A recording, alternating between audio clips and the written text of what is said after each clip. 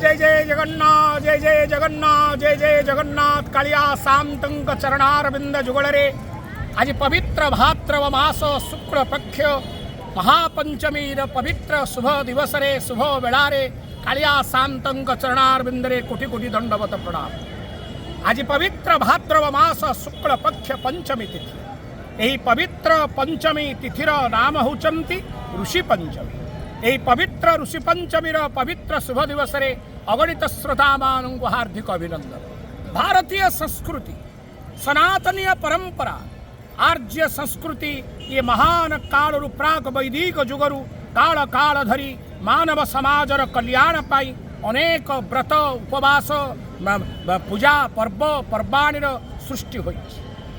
आपण माने जानन्तु ये भारतीय संस्कृतिर परंपरा अति महान परंपरा अटे, सनातनीय परंपरा अटे। कारण आमे समस्ते सनातनीय अहम कारण भगवान ममैवांसं जीवलोके जीवभूतः सनातन आमे सनातनंक ठारू ही आमे सृष्टि हेछि, आमे ऋषि परंपरारू ही सृष्टि हेछि। प्रत्येक व्यक्ति आपण हुंतु मु हे रजा हुंतु प्रजा हुंतु समस्ते ही ऋषि परंपरारू सृष्टि हेछि। प्रत्येक को आमे पचारिबा आपणकर नाम कौन ना आपणकर नाम अमुक, आपणकर गोत्र कौन, के कहे भरद्वाज, के कहे आत्रेय, के कहे गौतम।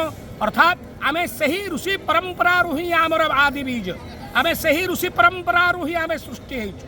तेणु ऋषि परंपरा बरु ही ए मानव समाजर समस्त जीव मनुष्य सृष्टि हेछन। तेणु ऋषि परंपरा ऋषि पूजन भारतीय संस्कृति एक महान परंपरा। आज भाद्रव मास शुक्ल पक्ष पंचमी तिथि यही पवित्र पंचमी तिथिर नाम ऋषि पंचमी। सनक सनाथनेक ऋषि श्रीमंदिर रे सप्त ऋषिंकर मध्य उपासना होई था। प्रत्येक लोक मध्य दैनिक देव ऋषि पितृंकर मध्य उपासना करि थांती। तेणु ऋषि परंपरा ऋषि उपासना आमर एक दैनंदिन कर्म।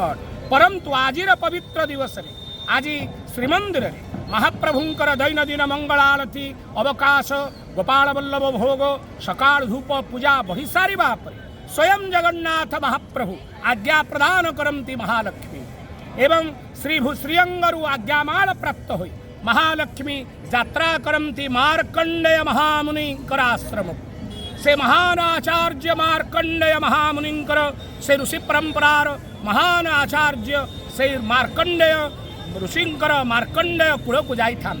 मार्कंडेय आश्रम रे स्वयं भगवती महालक्ष्मी मार्कंडेय महादेवंकर भीतर गंभीरिया भितरे आज महालक्ष्मींकर सेठारे स्वतंत्र भाव रे स्नान होइथा मार्जना होइथा बनक लागि होइथांती नूतन वस्त्र परिधान करिथांती।